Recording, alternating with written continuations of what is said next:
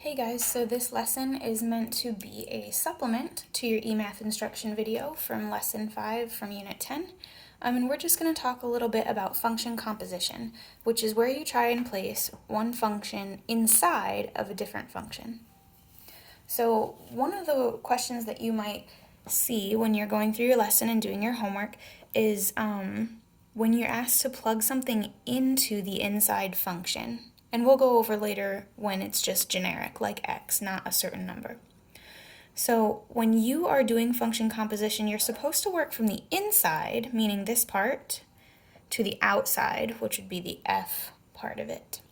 So the first thing you would want to do is you would actually want to take g of 2. You would want to find g of 2. So I've got these two functions here, f and g. Here's g. I want to just plug in 2.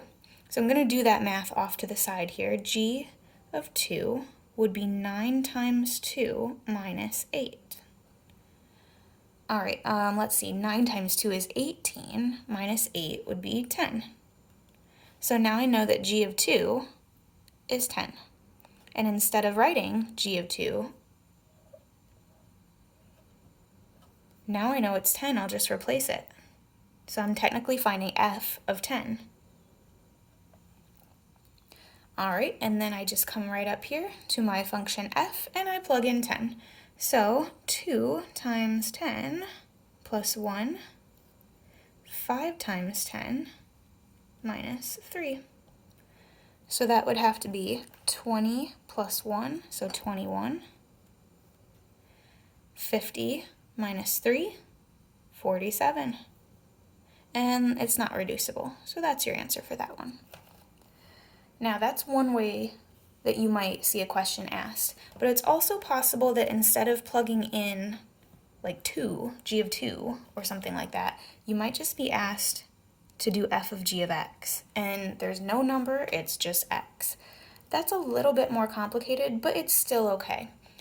So if I'm asked to do f of g of x, what's really happening is that here and here, I'm actually not going to write x, I'm going to write the quantity and I'm going to put some parentheses around it, 9x minus 8.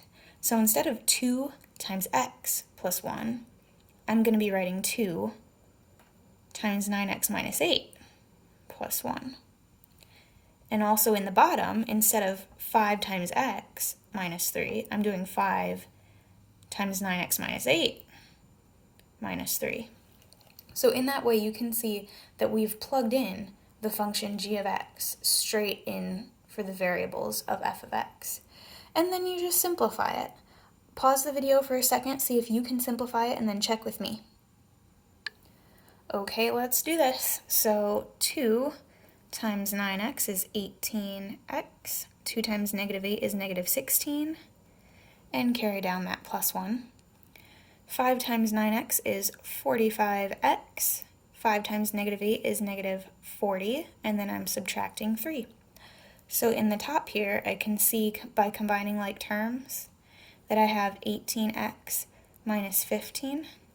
And in the bottom, I can see that I have 45x minus 43. This is fine for the purposes of your homework and your lesson. But if you wanted to be super technical, I guess you could clean up the top just a little bit by factoring out a common factor of 3.